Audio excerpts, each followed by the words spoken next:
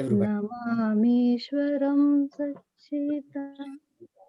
Rupam सच्चिदानन्दरूपं लसत्कुण्डलं गोकुले भ्राजमानम् यशोदाभियोलुकलधवमानं परामृष्टामात्यन्ततो धृत्य गोप्याम् यशोधाभियोलुकलाधामानं परामृष्टम् अत्यन्ततो धृत्य Gopya रुदन्तमुहुर्नेत्रयुग्मं मृजान्तं कराम्बुजयुग्मेन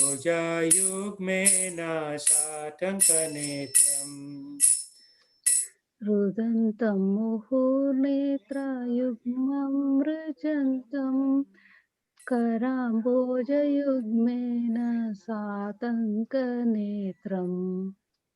मुहुश्वासकम्पात्रिरेकङ्ककण्ठं स्थितग्रैवं दामोदरं भक्तिबादम् मुहुः श्वासकम्पात्रिरेखाङ्ककन्ता स्थितग्रैवं दामोदरं भक्तिबद्धम् हितेर्दृक्स्वालीलाभिरानन्दकुण्डे स्वघोषं निमज्जन्तमाख्यापयन्तम्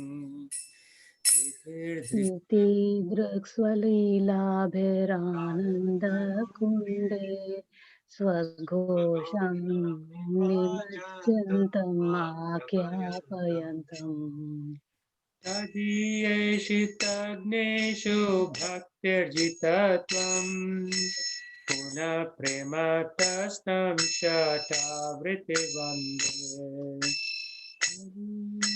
तदीयेषितन्येषु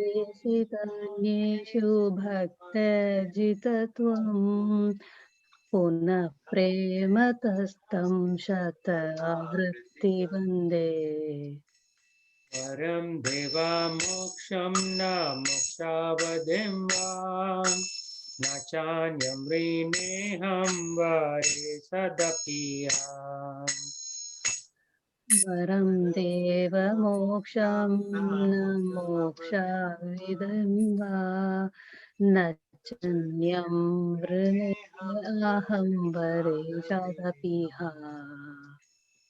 इदं ते वपूर्णात् गोपालबालम् सदा मे मनस्य विराष्टं किमन्ये इदं ते वपुर्नाथ गोपालबालं सदा मे मनस्याविरास्तां किमन्या इदं ते मुखाम्बोजम् अत्यन्तनीलैर्वृतं कुन्तलैस्निग्धरैतशगोप्याम् इदं ते मुकाम्भोजम् अत्यन्तनिलवृतं कुन्तले स्निग्धरक्त च गुप्या मुहुश्चुम्बितं बिम्बारक्ताधरं मे मनस्याविराष्टं मालं लक्षलाभे मुहुश्चुम्बितं बिम्बरक्ताधरं मे मनस्याविरास्तामलं लक्षलभे नमो देवदामोदरानन्तविष्णो प्रसीद प्रभो दुःखजालविमग्नम् नमो देवदामोदरानन्तविष्णो प्रसीद प्रभो दुःखजालाभिमग्नम् कृपादृष्टिवृष्याति दीनं बताणो गृहान्विता मामज्ञं मे दक्षिदृश्ये कृपादृष्टिवृत्त्यादिदीनं बतानो गृहाणेश मामन्यं यदि अचिदृश्य कुबेरात्मजौ भद्रमूर्त्यैव यद्वत् त्वया मोचितौ भक्ति भाजौ कृतौ च कुबेरात्मजौ भद्रमूर्तैव यद्वत् त्वया मोचितौ भक्तिभाजौ कृतौ च तथा प्रेम भक्तिं स्वकामे प्रयच्छ नमो शीघ्राहो मे श्रीदामोदरेह तथा प्रेमभक्तिं स्वकामे प्रयच्छ नमो क्षेत्रहो मे अस्ति दामोदरः नमस्तेस्तु धाम्ने स्फुरदीप्तिदाम्ने त्वदीयोदराय विश्वस्य दाम्ने नमस्ते अस्तु धाम्ने स्फुरदीप्तिधाम्ने त्वदीयोधरायाथ विश्वस्य धाम्ने नमो राधिकायै त्वदीया प्रियायै नमो नन्तलीलाय देवाय तुभ्यम् नमो राधिकायै त्वदीयप्रियायै नमो अनन्तलीलाय देवाय तुभ्यम् नमो राधिकायै त्वदीया प्रियायै नमो नन्तलीलाय देवाय तुभ्यम् नमो राधिकायै त्वदीयप्रियायै नमो अनन्तलीलाय देवाय तुभ्यम् हरे कृष्ण कृष्ण कृष्ण हरे हरे हरे राम हरे Ram Ram Ram Hare Hare Hare Krishna, Hare Krishna, Krishna Krishna, Hare Hare, Hare Rama, Hare Rama,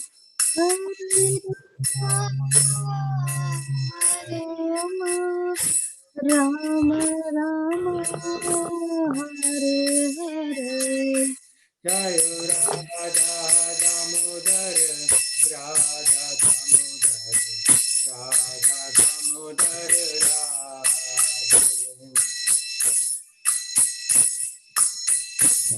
Radha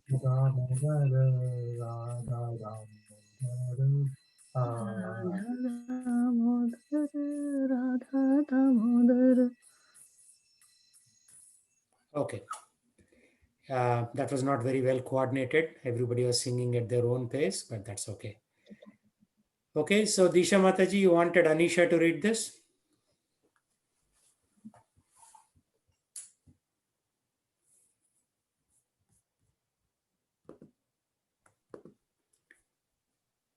Disha Mataji, you wanted Anisha to read the purport? Yes, Prabhu. Okay, go ahead.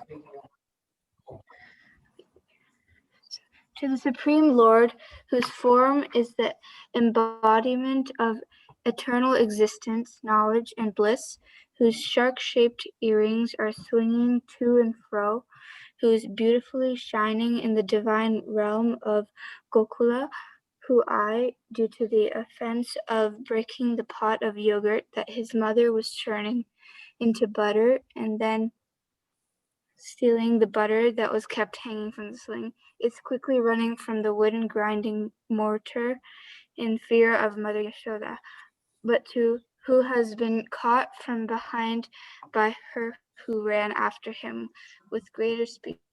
To that Supreme Lord, Sri Damodara, I offer my humble obeisances. Seeing the whipping stick in his mother's hand, he is crying and rubbing his eyes again and again with his two lotus hands. His eyes are filled with fear, and the necklace of pearls around his neck, which is marked with 3 lines like a conch shell, is shaking because of his quick breathing due to the crying. To his Supreme Lord, Sri Damodara, whose belly is bound not with ropes, but his mother's pure love, I offer my humble obeisances. By such childhood by such childhood pastimes as this he is drowning the inhabitants of Gokula in pools of ecstasy, and is revealing to those devotees who are absorbed in knowledge of his supreme majesty and opulence that he is only conquered by devotees whose pure love is imbues with intimacy and is free from all conceptions of awe and reverence. With great love, I again offer my obeisances to Lord Damodara hundreds and hundreds of times. O Lord, although you are able to give all kinds of benedictions, I do not pray to you for the boon of impersonal liberation, nor the highest liberation of eternal life in Vaikuntha, nor any other boon which may be obtained by executing the 9 processes of bhakti. O Lord, I simply wish that this form of yours as Bala Gopala in Vrindavana may ever be manifest in my heart, for what is the use to me of any other boon beside this? O Lord, your lotus face, which is encircled by locks of soft black hair tingled with red, is kissed again and again by Mother Yashoda, and your lips are reddish like the bimba fruit. May this beautiful vision of your lotus face ever manifest in my heart. Thousands and thousands of other benedictions are of no use to me. O Supreme Godhead, I offer my obeisances to you. O Damodara, O Anatta, O Vishnu, O Master, O my Lord, be pleased upon me by showering your glance of mercy upon me. Deliver this poor ignorant fool who is immersed in an ocean of worldly sorrows and become visible to my eyes. O Lord Damodara, just as the 2 sons of Kuvera, Manigriva and Nalakuvara, were delivered from the curse of Narada and made into great devotees by you in your form as a baby tied with rope into a wooden grinding mortar. In the same way, please give me your own prema bhakti. I only long for this and have no desire for any kind of liberation. O Lord Damodara, I first of all offer my obeisances to the brilliantly effulgent rope which binds your belly. I then offer my obeisances to your belly, which is the abode of the entire universe.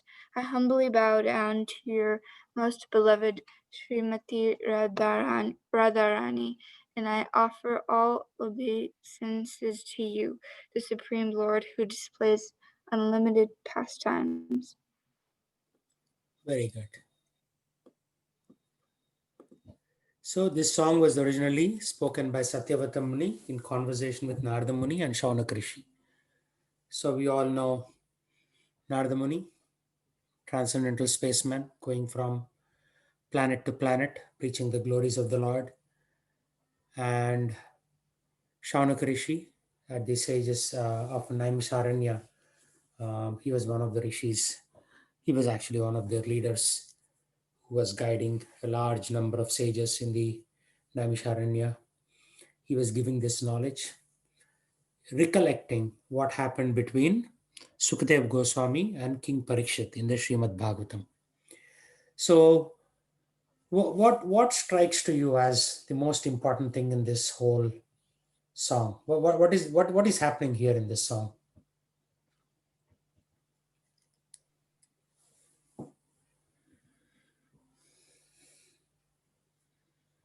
I mean, basically, we are praying to the young baby form of the Lord, who is Mhm, like a child. mhm, So, who is represented as Damodara, and um, sort of like you're praising his pastime, where he, even though he is the supreme personality of Godhead, he wanted to showcase and surrender to the love of Mother Yashoda. mhm. And so we are glorifying that pastime, as well as we are explaining that please give me mukti, just like how you gave mukti to those two people who had the shapa from Narada. So similar to that, and also saying that I don't need anything. All I need is always thinking about you. So please be in my heart, in that Damodara form, and make me remember and respect and pray and surrender to you all the time. And please give me the um, what is that? Like the gift of viewing you with my eyes. Very good. Apart from this, what is there that is big? Yeah. So essentially, I do not pray to you for a boon for impersonal liberation. Initially, when a devotee comes in the process of bhakti, they want something from the Lord, liberation, right? But now, this is an advanced stage. He's saying, I do not pray for liberation. I don't even want that liberation, nor the highest liberation of eternal life in Vaikuntha. So there are two things, right? One is the Jnana Margis, they get impersonal liberation, which is the Brahma Jyoti, which is not really going back to Krishna Loka and playing with him. So that is impersonal. So Brahmeti Paramatmeti Bhagavaniti Sabdyate. Brahman means since God is everywhere, that is an impersonal form of worshipping God. Right? And then Paramatma, where Lord is there in the heart as Paramatma. So he's saying, I don't want impersonal liberation. I don't want the Paramatma form. Then what do you want? I don't even want the eternal liberation of Vaikuntha. Vaikuntha is literally going and playing with the Lord. He's saying, I don't even want that. What does he want? I simply wish that this form of yours as Balagopal in Vrindavan be ever manifested in my heart. Right? Because after liberation, chances are, although that is highly unlikely, you may get liberated, and after that, you may not do much seva to the Lord. Right? He's saying, I don't even want that. I just want the form of yours as Balagopal ever manifested in my heart. Right? So that is the beautiful line he says. Tata prema bhaktim swakame prayacha namokshe graho mesti damodareha na moksha. I don't even want moksha.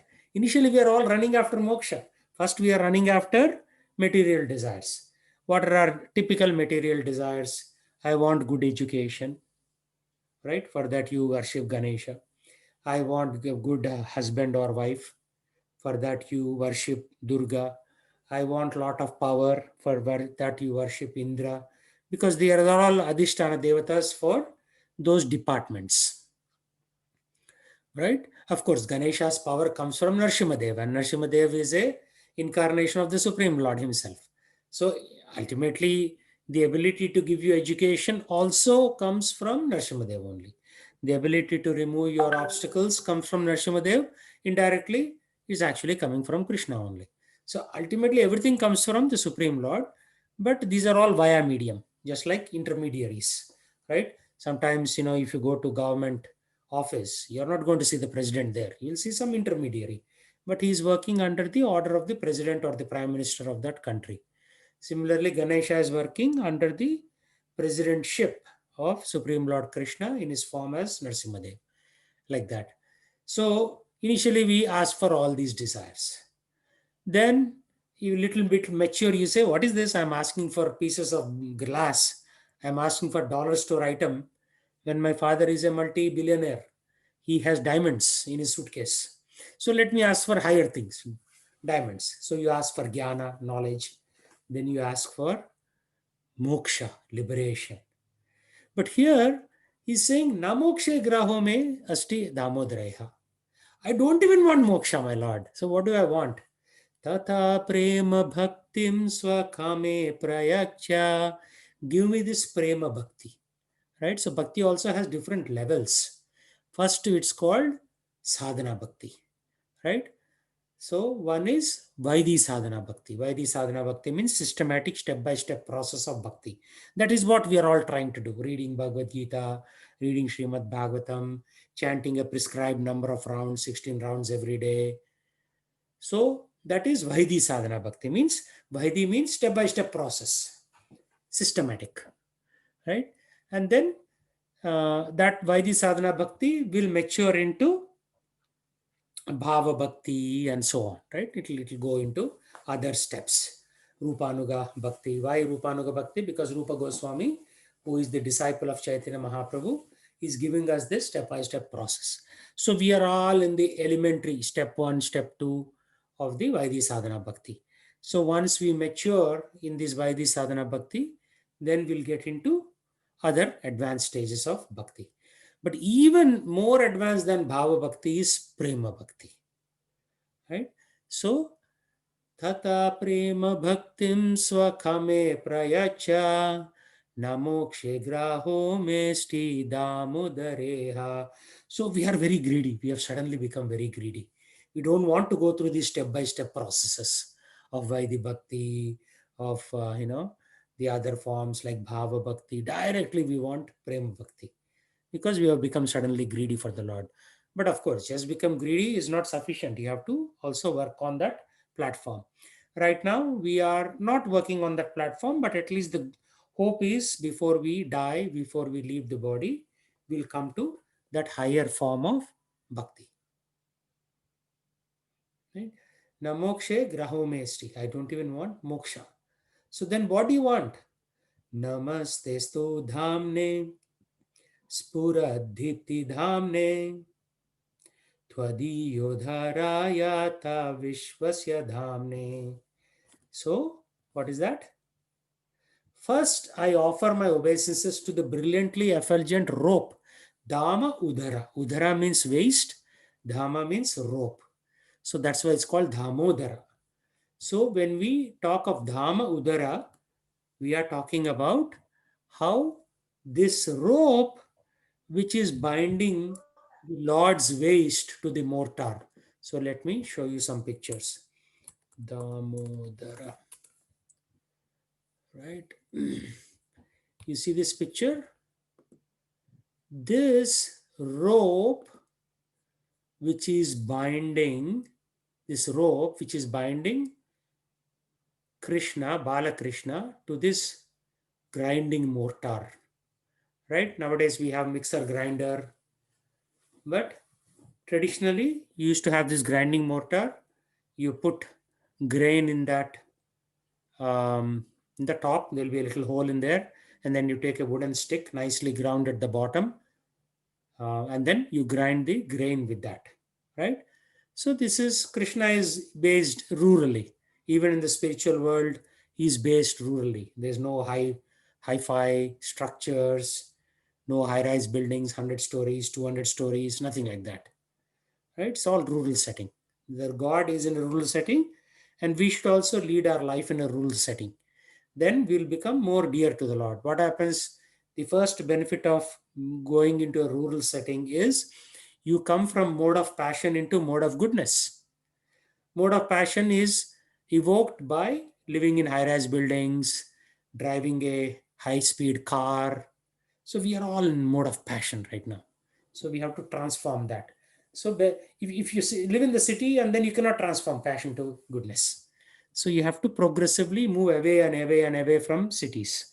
And Mother Coronavirus is also doing the same thing. She's pushing away people from cities into villages. It is said that something like 30% of Americans have moved to rural areas. Mother coronavirus came, right? So coronavirus is also an instrument of God. Yeah, sorry, go ahead. Okay, I thought there was a question. So due to coronavirus, people are now moving away and away and away, right? From cities to extended suburbs and villages and wherever they can. People are running away from cities because it's easy to get corona in a densely populated city. So the point I'm trying to make is Vrindavan is rural, it is not urban, right? And in order to go back to spiritual world, we have to also move to rural settings, right? We all have, our grandfathers were all farmers. Then our fathers were all service people. They came to cities, and then we all came to America. Now we have to go the other way. In America or in India or in some other country, we have to go take a rural setting, because that's when mode of goodness comes in our heart. No matter how hard I try, like, I've been trying for 17, 18 years to live in a city and go to mode of goodness. It's not happening. It's not possible because cities will put you into mode of passion. Everybody's talking about stock market. They're talking about politics. They're talking about money. They're talking about how Microsoft stock went up, Amazon stock went up. So how can you be in mode of goodness when you are in the city? Not possible. That is by design, it's not possible, right? How can you change the design? You cannot go argue with the designer.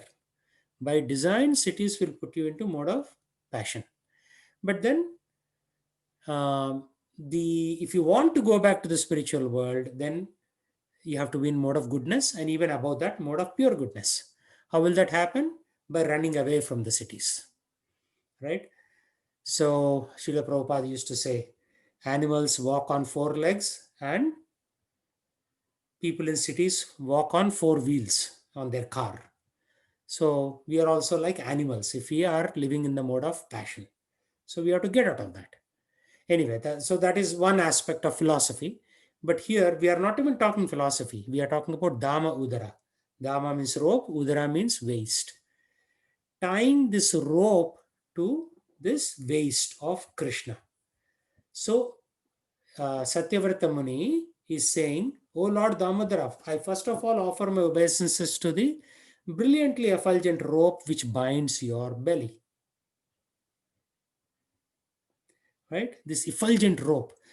And he, Satyavrata Muni and Narada Muni and all these other munis, they say, what great pious activity has this rope done? That Mother Yashoda is using this rope to tie Krishna's waist.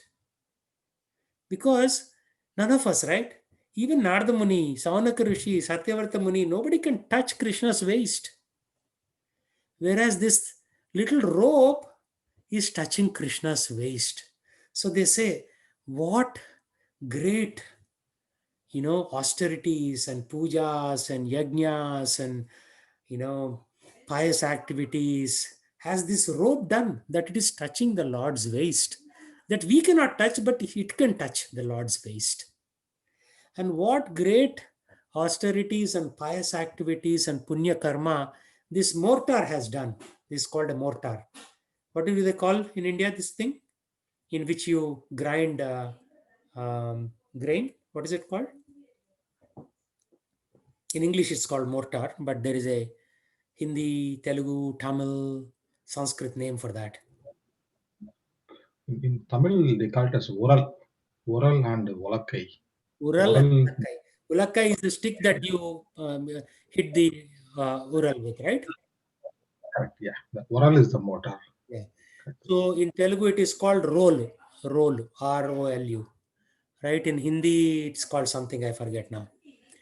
So these munis are saying, what great austerities this mortar has done, that it touched the Lord's body. Can you touch the Lord's body? Anybody on this call? No way. Anybody on this planet, 8 billion people, can touch the Lord's body? No way. Even Narada Muni cannot touch the Lord's body. What to speak of us, right? So these munis are saying what great austerities and penances and punya karma this rope and this mortar have done, that they have touched Lord's body. Of course, Mother Yashoda can touch Lord's body because she and her husband, Prishni and Sutapa, have done penances for 10,000 years. 10,000 years, not our time, 10,000 Devata time, which is much longer, right? Our year is, our 365 days is Devata's one day. So you can do the math. So Vrishni and Sutapa have done 10,000 Devata years meditation to have Lord Krishna as their son.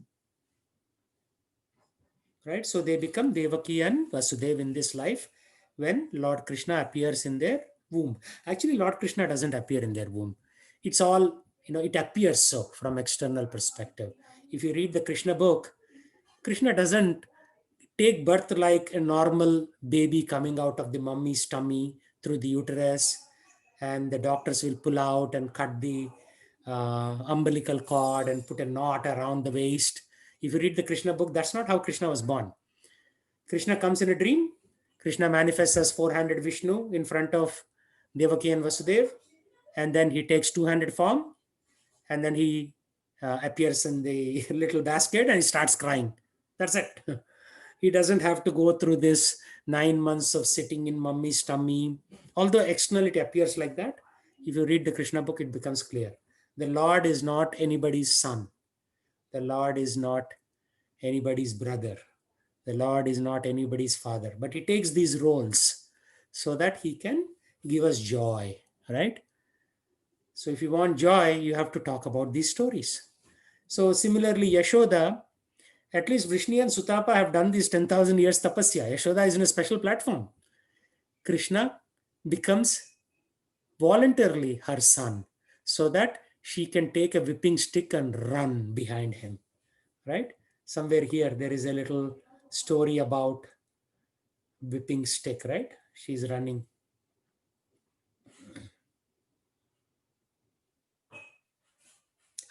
Here it is. Seeing the whipping stick in his mother's hand, he is crying and rubbing his eyes. Can you imagine Lord crying? Mommy, don't hit me. Mommy, don't hit me. Like that. Right? His eyes are filled with fear. Do you mean to say the Lord is afraid of someone? How is that possible? He can make everybody afraid of him. He can create pralaya so that our entire 14 planetary systems, Earth and all the Atala, Vitala, Sutala, Talatala, Rasatala, Mahatala, Patala, and then Bhur, Bhuvar, Swaha, Tapaloka, Janaloka, Maharloka, and Satyaloka, the whole lokas, can be destroyed simply by his raising his eyebrow. And he is filled with fear. How is that possible? And the necklace of pearls around his neck with 3 lines like a conch shell is shaking because of his quick breathing due to crying. So not only is crying, he's breathing up and down fast. Why? Why is he doing all this drama? Although he's not afraid of anyone, he is filled with fear. Although he doesn't need to cry, he'll make us cry, but he will never cry. Why is he crying and rubbing his eyes? And why is he breathing quickly? Why is he doing all this?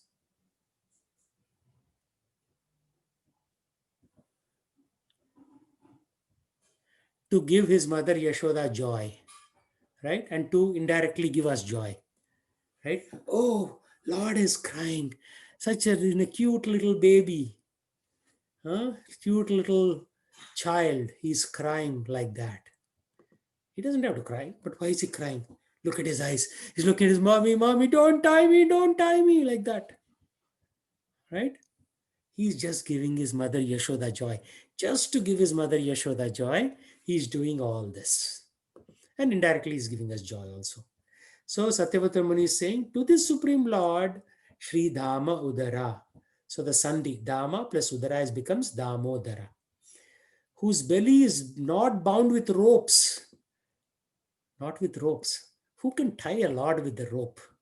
What kind of rope is made in this universe who can tie the Lord's waist? Impossible, impossible. But with his mother's pure love. So, what is he's voluntarily agreeing to be tied by not by rope, but by pure love. So, Satyavrata says, I offer my humble obeisances to that Supreme Lord. Right? So, what is the Sanskrit there?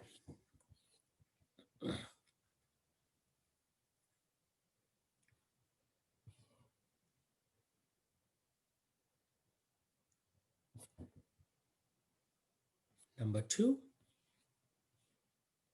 Rudantamuhurnetra yugmam rijantam. Netra means eyes. So his eyes are filled with fear.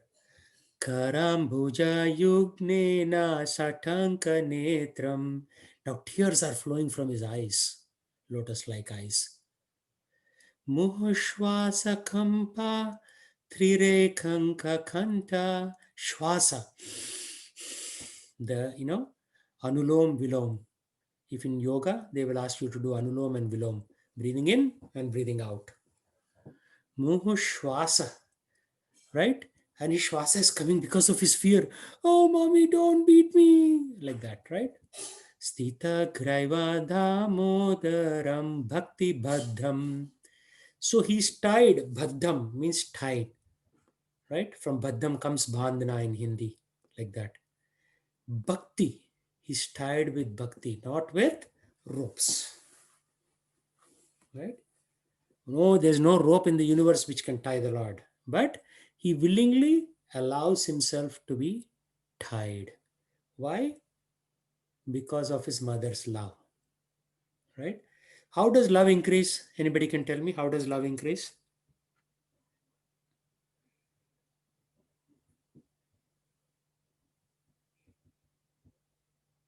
Nobody knows?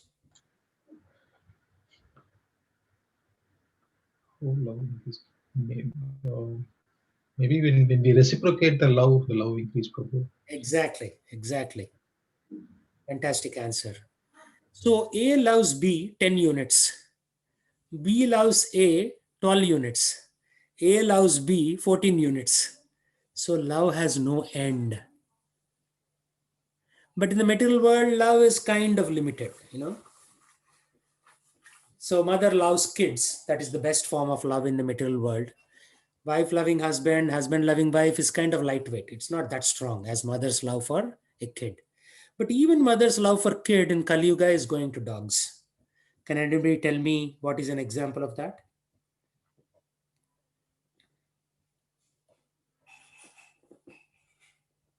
So in America and India, in India especially, there is a high rate of abortion, right? If mother loves kids, why is she getting an abortion? So there is not much love left even in that dimension. But at least mother's love for kid, once the kid is born, is still the highest in the material world, right? Boyfriend, girlfriend, their love is basically very finicky. If they find somebody more beautiful, they'll run after that person. So that is not even love. That is called, what is that called? Lust, not love. It goes by the word of love, but it is actually lust. They are lusting for each other's bodies, like that. So that is not love. Love means A loves B, so they're willing to sacrifice everything. And B loves A more than A loves B. And then A loves B more than what B loves, which is more than what A originally loved. So it's a infinite thing. It just keeps on growing. So because of that love of Mother Yashoda, he is willingly doing all this drama. Right? Of course, I can use the term drama, but he's not. What is he doing? In that love, he's flowing. So he's actually loving his mother more than his mother is loving him. Right? So-called mother. I mean, God doesn't have mother, right? He doesn't need a mother. But at least from a material planet Earth perspective. So that is it. So love can capture Krishna. Nothing else can capture. How can you capture Krishna? Okay, you'll give $2,000 donation to the temple. But Krishna is saying, Are Baba, I gave you $150,000 and you are only giving me $2,000. So where is your love? There is nothing. So the money that you donate is good so that we can maintain our temple. But that doesn't please Krishna. He says, okay, I gave 150K, you are giving me 2K. It's a big deal, dude. Doesn't impress him at all. So what impresses him?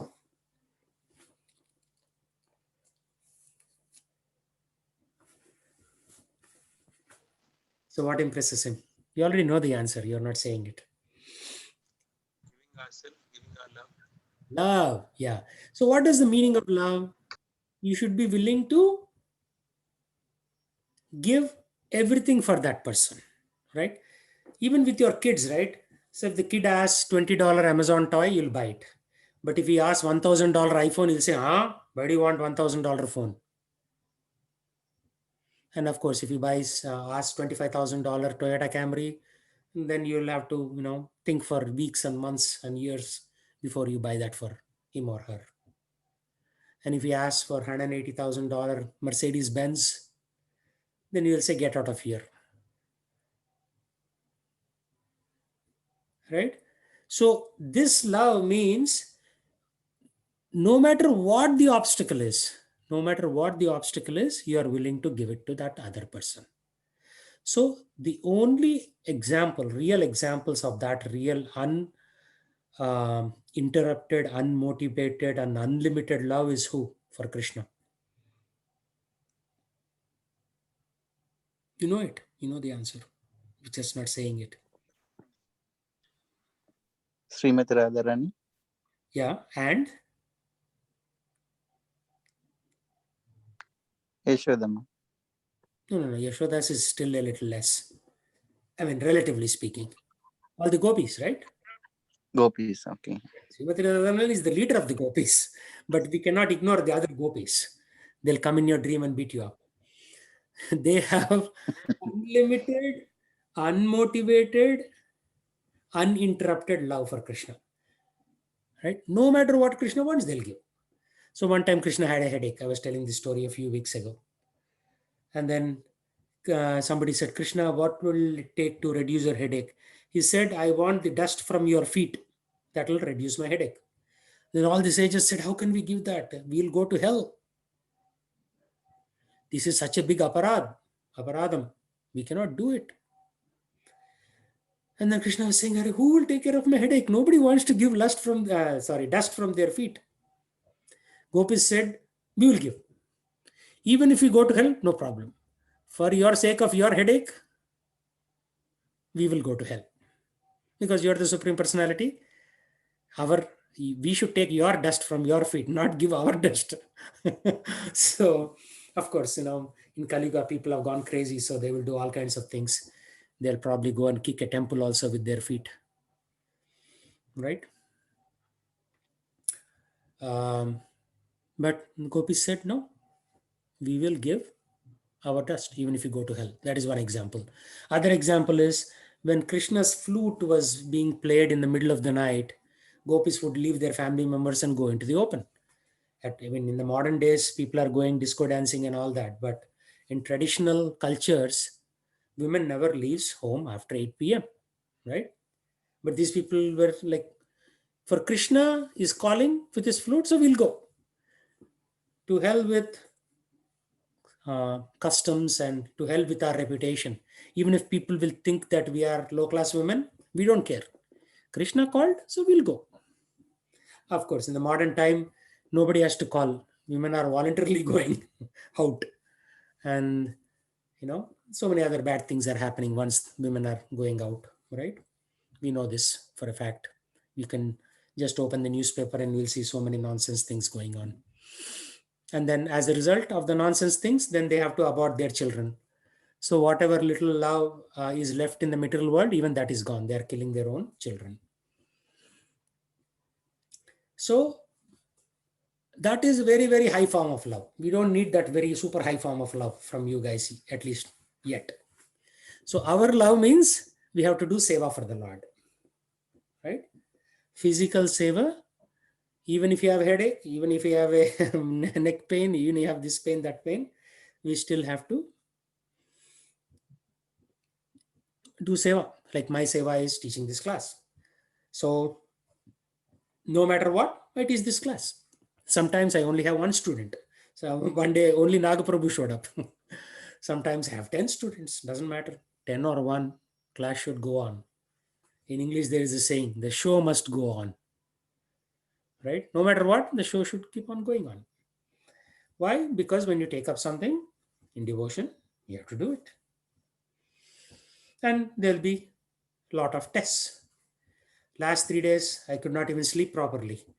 IRS put a fine of total of $24,000 on our organization, Northwest Share, under which the free food truck comes, under which our Manasamskriti Telugu classes go on, under which our Synergy Learning Academy goes on. Because we filed taxes late, they put $24,000 penalty. Normally, we go begging around $250, $500 from a lot of people. Think about how many times we have to beg to get to $24,000 budget. Right? So that is Lord's test. I mean, IRS is just an intermediary, nimitta matra. It is just testing us. Will you sincerely do your service, or will you start cursing IRS, cursing this, cursing that? And of course, we were talking to lawyers, we were talking to CPAs. Finally, I drafted a letter with the help of other people. We faxed a letter to IRS saying, "Arey Baba, galti ho gayi. We made a mistake. We filed taxes a little late. Please give us, um, please excuse us and help us out," like that. So that is just a small test. Like Harulas Maharaj's house was burned down. External cause was his own grandson was playing with a matchbox. How the matchbox got into his hands, nobody knows. But he actually managed to light a matchbox and burn something that burned the wall, that burned the roof, and the whole house got burned down. This happened 2002 or something like that, 2002 time frame. And since then, Harulas Maharaj doesn't have a home. Later on, he bought a farm and then they had a farmhouse. So he's living in the farmhouse. And most of the time, he just sleeps in a small cot in the temple only. Right? So the higher your devotion, higher the test. Higher your devotion, higher the test. But then, is it okay to say, "Arey, God will test me, therefore I will not even do devotion"?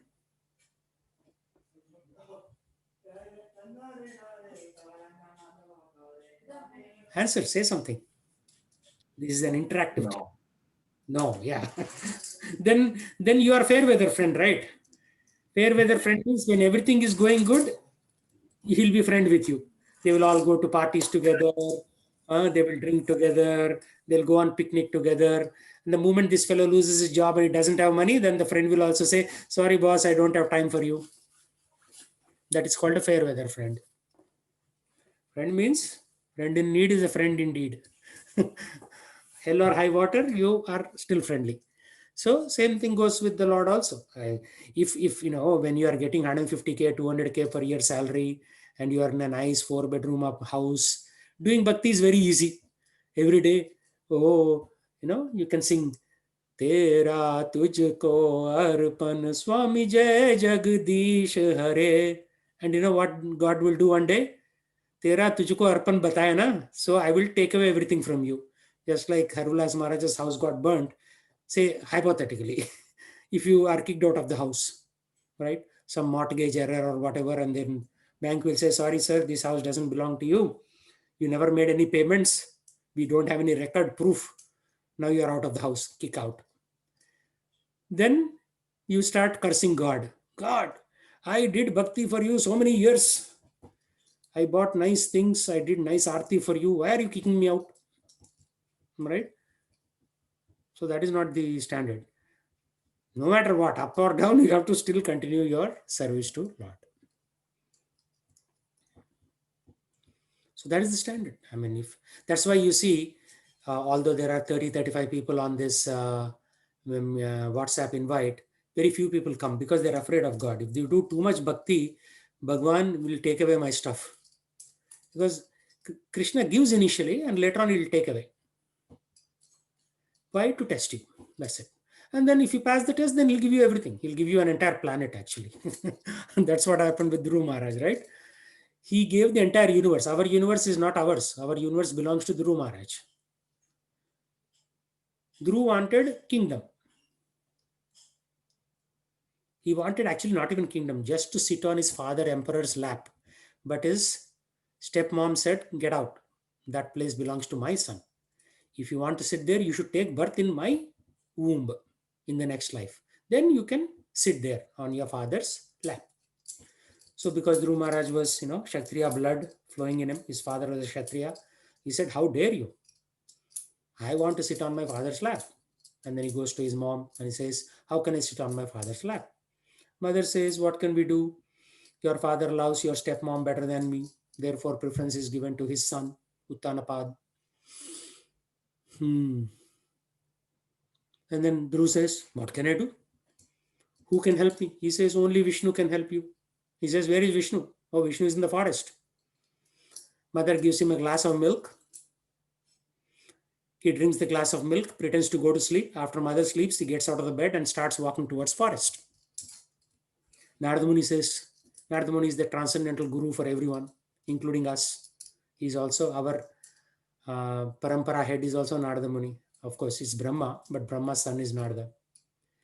So Narada Muni suddenly magically appears there and says, hey, little boy, go home and drink milk and go to sleep. What are you doing here? He says, I want to go to forest. Forest? What is there in forest? Vishnu is there in forest.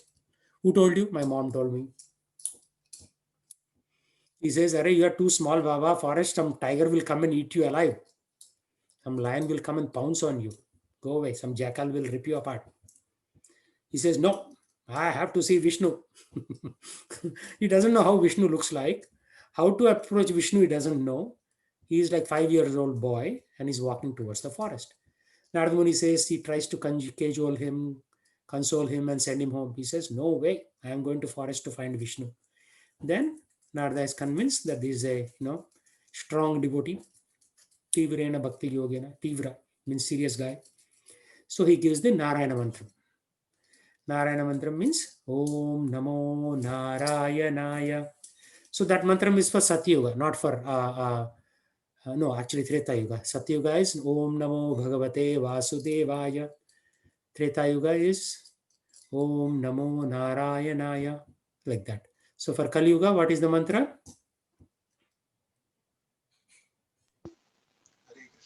Hare Krishna, Krishna Krishna, Hare Hare, Hare Ram, Ram Ram, Hare Hare.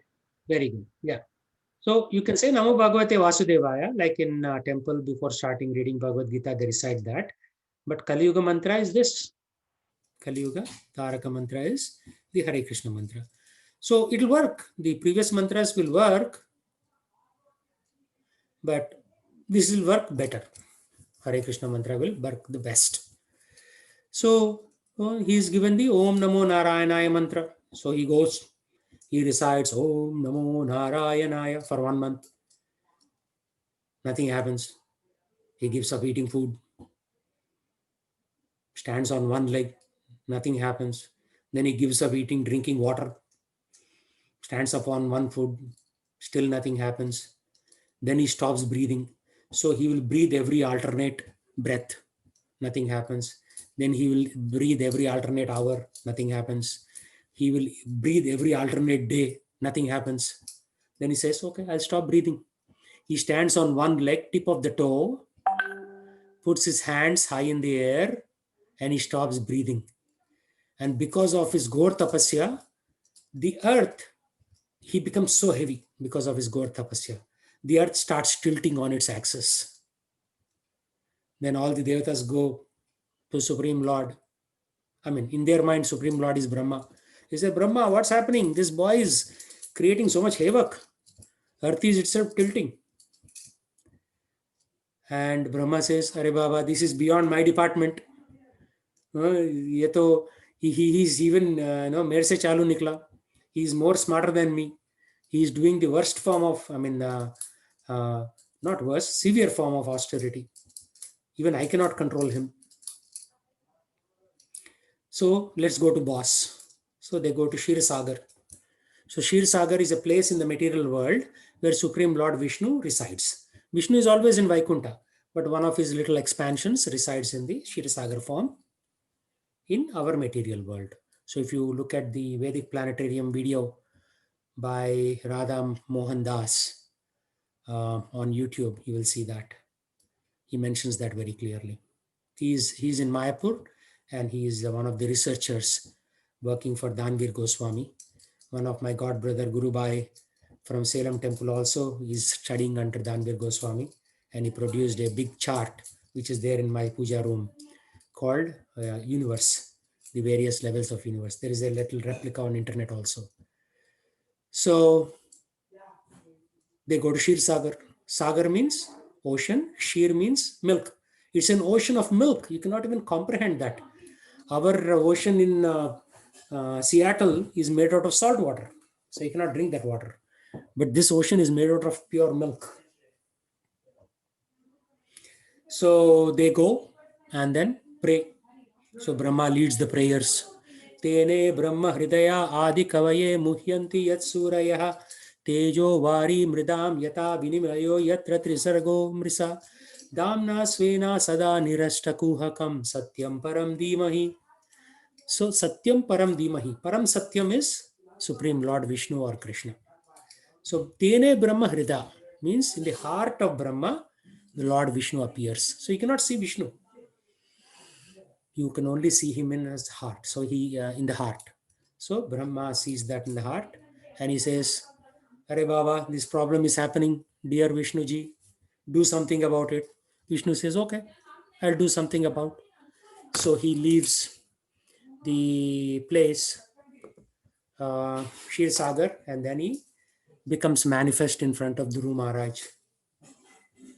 And Dhru Maharaj is a small boy, 5 years. Think about what you were thinking when you were 5 years old. I had no clue what the world is when I was 5 years old, right? I don't know about you, but I had no clue. I was just drinking milk, eating rice and dal, and cluelessly playing with marbles when I was 5. So Dhru Maharaj also didn't have much clue about what to do when Vishnu shows up. So what to do when Lord shows up in front of you? If he does, which is a very rare thing, what are you supposed to do?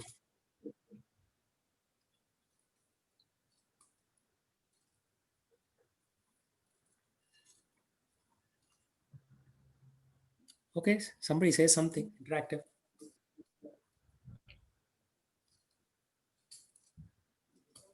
What can we ask, Prabhu? Just a darshan itself is a big thing. No, I'm not saying you should ask something. Darshan itself is the greatest benediction.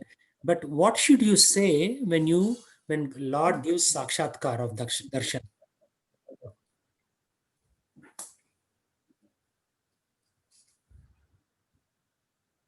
So what do you do when you meet an important person? We will greet them, show our respect, just by saying. Right. Those are the steps. You greet them, you show them respects. But Dhru Maharaj was a small boy. He didn't know what to do. So Lord Vishnu touches Dhruva with his conch shell.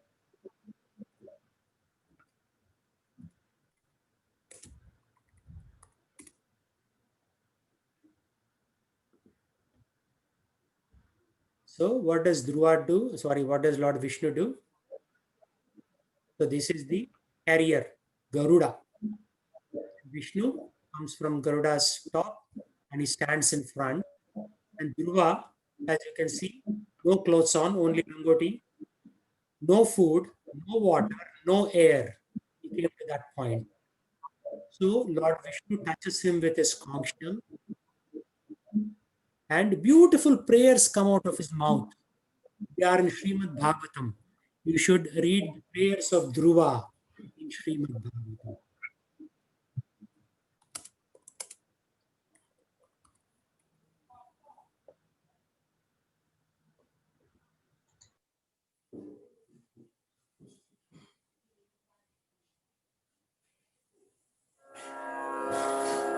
Prayers of Dhruva Maharaj. Dhruva Uvacha प्रविश्य मम वाचमिमां प्रसुप्तां सञ्जीवयत्यखिलशक्तिधरस्वधाम्ना अन्यांश्च हस्तचरणश्रवणत्वगादीन् प्राणान्नमो भगवते पुरुषाय तुभ्यम् एकस्त्वमेव भगवन् इदमात्मशक्त्या मायाख्ययोर्गुणया महदाद्यशेषम् सृष्ट्वानुविश्वपुरुषस्तदसद्गुणेषु तामेव दारुषु. So he recites these beautiful prayers. So in order for us to pray to the Lord has to permit. This is the key point. Don't think that you are praying to the Lord. The Lord is allowing you to pray to him. See this? Even for us to recite this verse, right? Dhruva uvacha yo ananta pravishya mama vacham ima prasputam sanjivati akhila sakti daraha swadhamna anyamscha hastacharana sravanatva agdin pranam namo bhagavate purushaya tubhyam. Even to say this prayer, the Supreme Lord has to allow us to say this prayer. So he will, as the Paramatma allow us, and then our tongue will start moving to pray to him. Right? So nothing is independent of the Lord. Even to glorify the Lord, you have to have Lord's permission. So right, we said, right? First you have to greet him, show respect, glorify him through manasa, karmana, vacha, through mind, words, and actions. Even to do that, you need Lord's permission. Ultimately, everything is dependent on the Lord. And so he will see the nature of our heart. If our heart is like a gutter, he won't let us do anything. But if our heart is a little pure, he will allow us to do. Same thing. Even to worship Lord with flowers, the Lord has to permit you. So if the Lord doesn't permit you, flowers won't grow in your backyard. Today, my wife made a beautiful garland of flowers from our backyard. And she put one garland around Damodara, this form. So we have a small deity in our altar room, Damodara of this form. And then the other is Kaliya Krishna. We have a nice deity in our living room about Kaliya Krishna. So she put around that, right? And that Kaliya Krishna also very interesting story. So Yoga Vedya, who is Namrata Prabhu's son, he went to Bombay, and in the temple he saw this Kaliya Krishna deity. They were selling that. So he purchased it and brought it for us. So somebody gets inspired and they buy a deity and then they give it to you like that, right? Usually, very rarely you buy your deity for your own. One of my student, Deepti Mataji, she went to Mayapur and she bought Gauranitai deities, Gauranga Mahaprabhu and Nityananda Prabhu. Deities there, and she gifted it to us. So that's how it happens. Deities are usually gifted. One other devotee went to Vrindavan. He saw some small deity. He purchased like 20 or 25, and then he gifted to all the devotees, including me. So that's how I got my other deity, like that. So, in order for you to worship the Lord has to permit you to worship him. Right? Nothing is independent. We are nothing actually. हम तुच्छ है, भगवान महान है, हम तुच्छ है, means we are useless. We are not even like donkeys. We are lower than donkeys. But when the Lord permits us, we can do magnificent things like building temples. Even to talk about the Lord like this in this Zoom call is not an ordinary thing. Don't take this to be ordinary. There are about close to 2 million people in Greater Seattle area. How many people are on a call like this? On this call, maybe 7 people. There are other calls going on with other teachers from our temple, maybe 7 each. Maybe 20-25 people out of 2 million people are attending a class on Bhagavad Gita right now. So don't think this is normal. People, if God does not want you, he'll kick you out. And a lot of people have been kicked out. My former students have been kicked out. They don't come to temple anymore. They're not even allowed. And without the Lord's permission, you cannot even enter a temple. So he sees if your heart is nirmal, means mal means dirt, nirmal means no dirt. lot of girls, young girls' names are given, right? Nirmal, Nirmal Saxena, like that. Nirmal Bharadwaj, like that, right? We give names to these young girls. Nirmal means hopefully the girl's heart doesn't have dirt. But who knows? If they watch too much TV, go to public school in America. In public school in America, everybody uses F word very commonly. How can you not have mal in your heart? There will be only mal. There is no nir. Cut out the nir. You will say mal Bharadwaj, like that. So, without the Lord's permission, you cannot even worship the Lord. So, be very happy. God is permitting you to worship Him. Attend His Bhagavad Gita classes. Attend this session on, Namam Ishwaram. It is not normal. It is very rare, believe it or not. Because you go and talk to your relatives about this, nobody will be willing to listen to you. That itself shows that you are very special. But now you have to do something with your special gift. Don't waste it. If somebody gives you Kohinoor diamond, would you keep it in your toilet?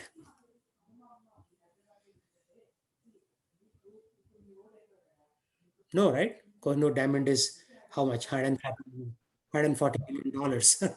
One diamond is 150 million dollars. Would you keep it in a toilet? No.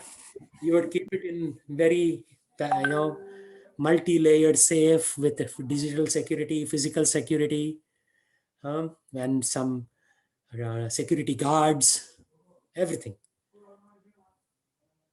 So same thing, you have to protect your very rare jewel that you have received. Some or the other you received it. What, just like Satyavrata Muni says, what great pious activities did that rope do, or did that mortar do to touch the body of Krishna? In the same way, what little pious activities we did in order to hear about his glories in the month of Kartik. Very, very rare. Whatever you did, I don't want to know. Maybe you don't even know yourself, but you are here. Now make good use of it, right? Use it or lose it. If you don't use it, you lose it. I have seen at least 10,000 people enter the doors of Radha Nilamadev temple in Samamish. But only 100 people got initiated, taken Diksha. What happened to the remaining 9,900 people? Krishna has not permitted them yet, right? Even to take Diksha, Krishna has to permit you. Now, his mercy is costless, which means that you don't have to buy his mercy, he'll give it to you, but you have to wait patiently for his mercy, right? You have to wait patiently, right? One sannyasi, he told me, 2004 or 2005, something around that time, or maybe six. He gave a class in the downstairs room. Oh, no, it was not 2006. It was after we opened the temple, so 2008 plus. He said, how do you attract Krishna's mercy? Krishna has everything, right? This universe that you live in belongs to him. This city belongs to him. Your house belongs to him. The money that you have in your bank account also belongs to him. How do you please somebody who has everything, right? How do you please somebody who has everything? Suppose he doesn't have something, then you can give it to him. He had a headache, he wanted some dust from feet, gopis gave it to him. So that department is already taken care of, right? So how do you please somebody who has everything? That is the bhakti baddham.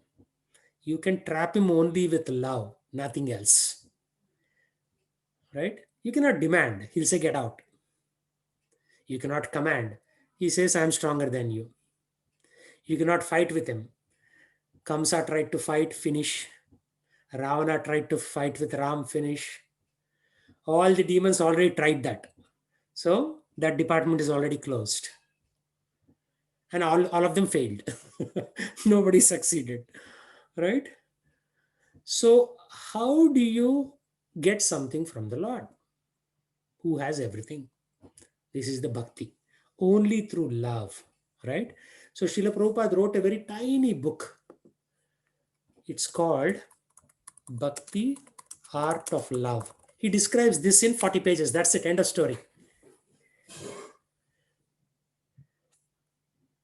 And it is there, luckily, free of cost for us on Veda Base, or else you can buy it in our bookstore for $2.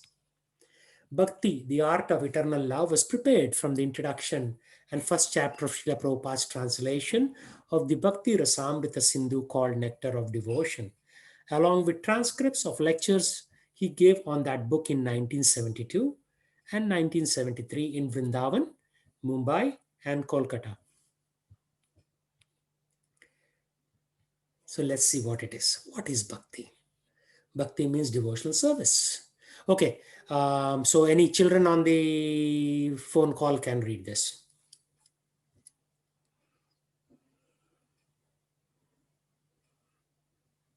Oh, how about your second kid, Disha? Yes, Prabhu is coming over. His name is Devesh. Devesh, okay. How old is he? How old are you? I'm 9 Okay, read now. years old. Good. Just start reading. Okay, so Bhakti means devotional service. Every service has some attractive feature that drives the servitor progressively on and on. Every one of us within this world is perpetually engaged in some sort of service, and the Impetus? impetus for such service, yeah, impetus for such service is the pleasure we derive from it. Driven by affection for his wife and children, a family man works day and night. A philanthropist works in the same way for love of the greater family, and a nationalist for the cause of his country and countrymen. That that force which drives the philanthropist, the householder, and the nationalist is called rasa, or a kind of mellow relationship whose taste is very sweet. So this is what it is. We all have a rasa. Hold on. We all have a rasa. Rasa for our family members, rasa for a nation if you're a philanthropist, or a rasa for your country, like Mera Bharat Mahan, Tumhara Pakistan Beiman, something like that. God bless America. Why should God only bless America? What about Somalia? What about Australia? What about Zimbabwe? These are all artificial things, right? So these are rasas. But then Prabhupada describes what is that real rasa. Okay, go on. Bhakti rasa is a mellow, different from ordinary rasa, enjoyed by mundane workers. Mundane workers labor very hard day and night in order to relish a certain kind of rasa that is understood to sense gratification. The relish or taste of the mundane rasa is not satisfied by working the whole week. Therefore, wanting to change of for the weekend, he goes to a place where he tries. Divesh. The mundane rasa does not long endure. Read from here. Does not long endure, and therefore mundane workers are always apt to change their position for of enjoyment. A businessman is not satisfied by working the whole week. Therefore, wanting a change for the weekend, he goes to a place where he tries to forget his business activities. Then, after the weekend is is spent in forgetfulness, he again changes his position and resumes his actual business activities. Material engagement means accepting a particular status for some time and then changing it. This position of changing back and forth is technically known as Bhoga Tyaga, Yeah. which means a position of alternating sense, enjoyment, and renunciation. Okay, stop there for a A moment. living So, yeah, this is our position, right? We are always in Bhoga Tyaga. First, we work very hard for enjoyment. After a while, we are tired of the enjoyment. Like, how many movies can you watch? 5 movies in a day. After that, your head will start aching and you may get a migraine, start vomiting, or something like that. I know two of my roommates. This was a long time ago, 1994. 94, 95. Yeah, 95. So they started drinking. They drank so much alcohol that then they started vomiting. And then, like, the vomiting went on from 2 a.m. till 3 a.m., 4 a.m. Then they went to sleep. Next day, they had a bad headache until like 4, 5 p.m. They couldn't eat anything. So you cannot enjoy. You think you can enjoy, but this human body is not made for enjoyment. The soul wants to enjoy, but the body gives up, right? And there was this Jimi Hendrix. He was a rock star. Same thing happened. He took too much drugs and drinking and all that. And then the next morning, he was found in his own vomit, like that, right? He was found dead. So you cannot enjoy. So you do some boga, then you do some tyaga. Are, maybe I should fast for some time because I'm eating too much. Then again, do you do bhoga? This is the cycle of bhoga tyaga, enjoyment and renunciation. So we should understand. We should think about it. What am I doing? I'm such an idiot that I am doing little boga, little tyaga, little boga, little tyaga. Let me put an end to this cycle. Okay, Divesh, continue.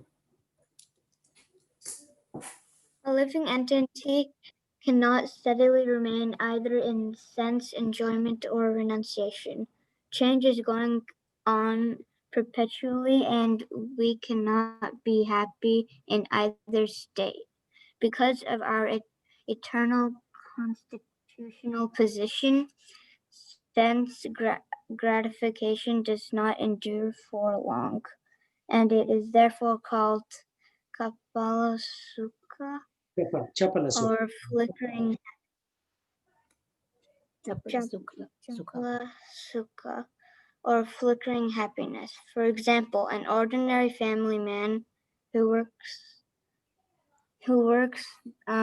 very very hard day and night is is successful in giving comforts to the members of his family, thereby relishes and a kind of mellow, but his whole advancement of material happiness is immediately um, terminates along with his body as soon as his life is over. Death is therefore taken as the representative of God for the ethic, Atheistic. aesthetic No. class of men. Atheistic. Theistic means somebody who follows God. Atheistic means somebody who doesn't follow God. Atheistic class of men. The devotee realizes that presence of God by devotional service, whereas the atheist realizes the presence of God in the shape of death. At death, everything is finished, and one has to begin a new chapter of life in a new situation, perhaps higher or lower than the last one. In any field of activity, political, social, national, or international, the result of our actions will be finished and the end of life. That is sure. Yeah, so stop there for a moment. This is a very key point. Devotee, we are all trying to be devotees, aspirational devotees. We realize the presence of God by devotional service. We do serve the Lord, like cooking for the Lord, cleaning for the Lord, maintaining the temple, giving donations, telling other people about devotional service. All this is devotion. And then there are people who are atheists who don't believe in God. So, what do they realize the presence of God? They also see God at the time of death. Ah, I tried so hard. I earned so much money, but it's all going away. So, death will come for the atheist. I mean, everybody will die, but atheists will realize at the time of death that it's a foolish thing that they did all their life. They worked very hard for what? They have to leave it all here. For example, Jeff Bezos has 178 billion. Bill Gates has 140 billion. Facebook, Zuckerberg has whatever, 100 and something billion, right? Elon Musk has 138 or something billion, right? So right now everybody's using their name and they are glorifying them and all that. But when the death comes, not even one single cent they can take with them, right? And the kids also may not care. For example, Bezos's wife divorced him, even though he's the richest man on the planet. She said, "I don't care. You didn't, you didn't behave very well. Therefore, I will divorce you." Done, right? So, for people, whether rich or poor, atheist or everybody has to die, but at death, everything is finished, and one has to begin a new chapter in a new situation. Again, like for example, one of these rich billionaires may be born in some other part of the world in not so rich situation. um, then they have to work hard, again go to kindergarten, again go to middle school, high school, college, get a job. The whole thing starts all over again. So the results of our action will be finished at end of life. Material actions, spiritual actions are not finished. That is bhakti, right? So we have to continue with that spiritual activity. Okay, Divesh, continue. Bhakti rasa, however, is the mellow relished in the transcendental loving service of the God does not finish with the end of life. It continues perpetually and is therefore called amrita,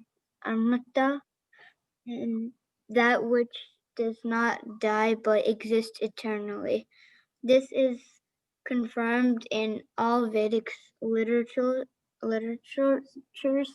The Bhagavad Gita says that a little advancement in bhakti rasa can save the devotee from the greatest danger, that of missing the opportunity to be a human being in the next life. Okay, stop. The rasas.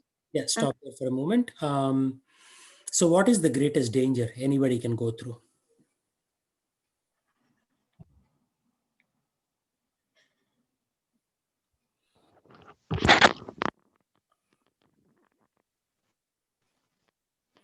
Prabhu? The greatest danger is the birth again and again. That would be the greatest danger. No, that is the danger. But what is the greatest danger? Getting birth in a lower form of life. Yeah, missing the opportunity to be a human being, because there are 8.4 million prison cells for the soul. Human body is the best prison cell. At least you can do some japa tapa, charity, and purify your body.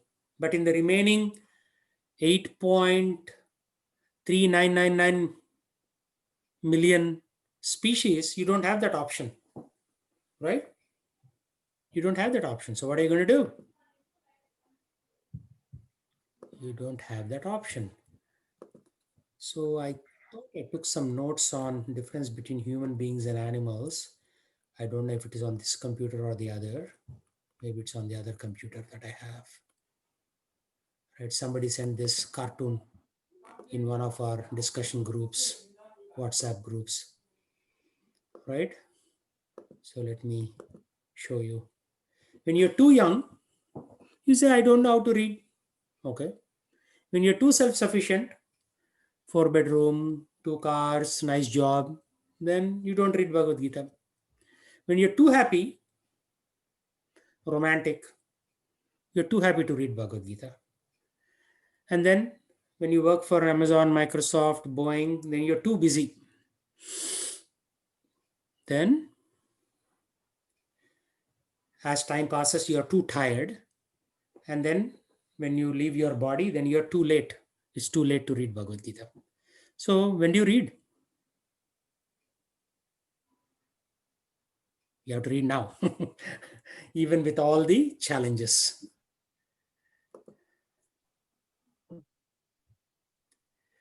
Okay, so what is the greatest danger again?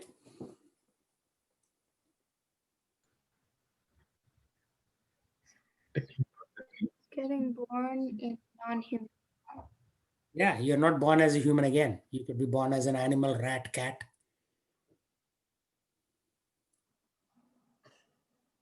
Okay, continue, Divesh. The rasa is derived from our feelings in social life, in family life, or in the greater family life of altruism, philanthropy, nationalism, socialism, communism, etc., do not guarantee that one's next life will be as a human being. We prepare our next life by our actual activities in the present life. A living entity is offered a particular type of body as a result of his actions in the present body.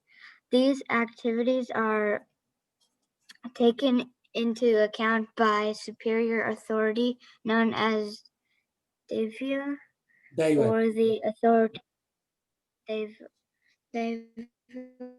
or the authority of God.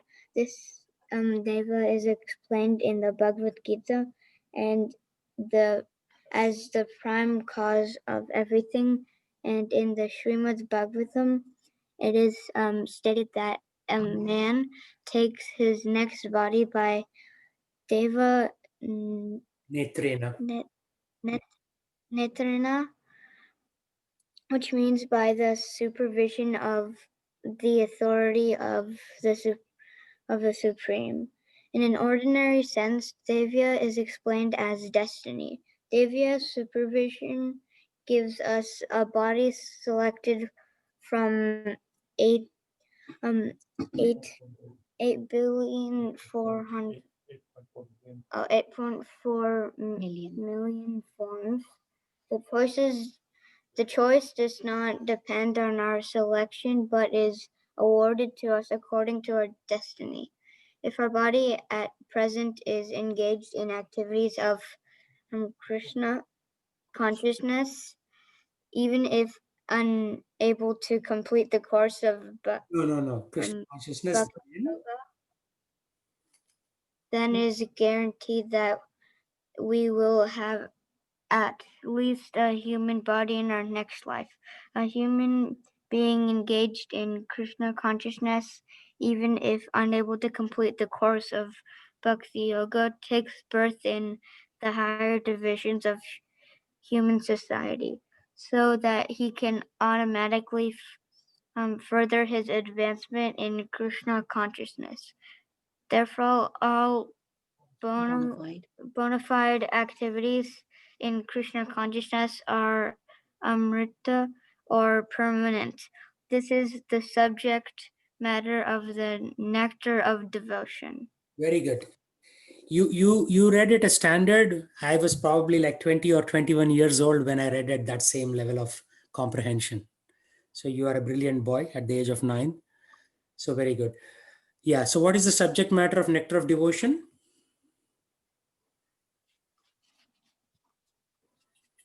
Anybody? Bhakti. Okay, that is one word, but if you look at on your screen, there's a longer answer. Bhakti Yoga.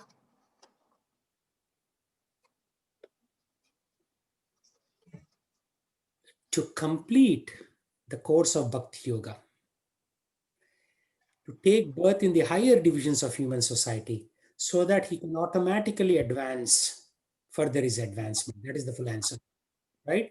So your goal should be at least be born in a devotee family in your next life so that you can continue your journey.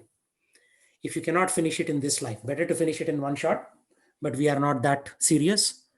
So at least take birth in a good devotee family in the next life so that we can further our advancement. That is the full answer. Okay, any questions, anybody?